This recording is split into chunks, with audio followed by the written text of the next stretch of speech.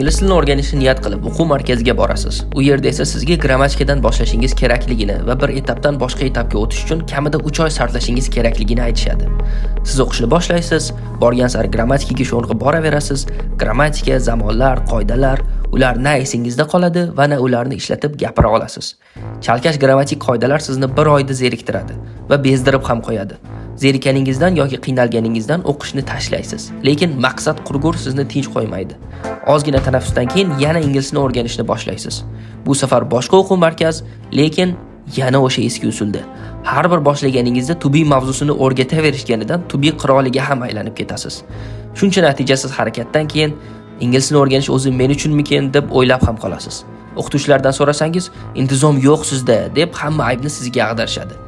Men ushbu ikkita o'quv dasturi orqali 500 dan ortiq kishini ingliz tilida istalgan gapni ayta oladigan, yoza oladigan va tushuna oladigan darajaga olib chiqdim. Masalan, ushbu o'quvchi hech qanday qiyinchiliksiz gapirishni va to'g'ri yoza olishni boshladi. Reading uchun ham juda qo'l kelyapti. Ikkinchi o'quvchi esa speaking qilishim kerak bo'lsa, avval yodlab, keyin gapirar edim.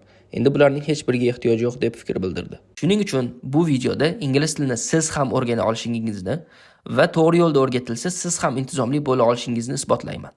Sizlarga bir sirni ochaman. Ingliz tilini eng yaxshi o'rganish usuli bu o'quvchining psixologiyasini va nafsini ham hisobga oladigan usul. Bu qayerdan keldi? Tanishing, bu Scott qimorga mukkasidan ketgan. Biladi qilayotgan ishi noto'g'riligini, lekin baribir qiladi. Unda bir tiyin puli yo'q, lekin qayerdandir qarz topib bo'lsa ham o'ynaydi. Yutqizib qo'ysa, hech narsa qilmaydi, keyingi safar albatta yutaman deydi. Agar o'yin avjiga chiqsa, uni hech kim chalg'ita olmaydi. Bor diqqati o'yinda bo'ladi. O'qish yoki ish ham bor, lekin bir ilojini qilib shu o'yin bilan shug'ullanadi. Inglizni o'rganuvchi o'quvchilarda esa afsuski g'irt teskarisi. Shunda qimor o'ynovchi inglizni o'rganayotgan o'quvchidan ko'ra qat'iyatli va shijoatliroqmi? Yo'q. Gap ularda emas, gap ularni boshqarayotgan tizimda. Qimorga targ'ib qiluvchi programmaga birinchi kirganingizda atayin tizimni sizni foydangizga ishlaydigan qilishadi. Ya'ni birinchi yutuqni qo'lga kiritishni juda ham osonlashtirishadi. Birinchi urinishdayoq yutgan inson esa borgan sari o'yinga mukkasidan ketadi. Hatto keyinchalik unchalik oson yuta olmasa ham davom etaveradi.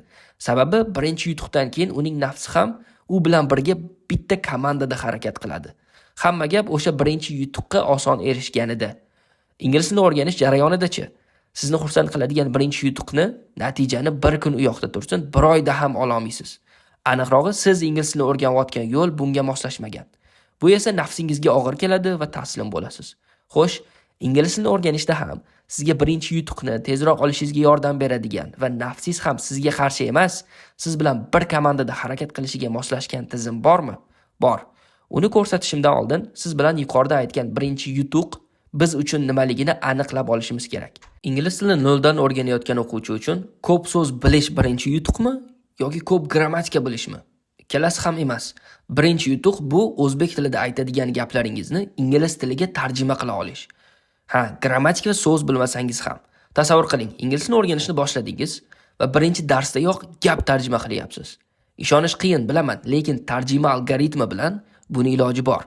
Yuqorida 500 dan ortiq kishini ingliz tilida istalgan gapni ayta oladigan, yoza oladigan va tushuna oladigan darajaga olib chiqishga yordam bergan ikkita o'quv dastur ham ushbu tarjima algoritmiga asoslangan edi. Tarjima algoritmini esa batafsil ushbu darsda tushuntirib berganman. Ushbu strelka ko'rsatayotgan dars ustiga bosing.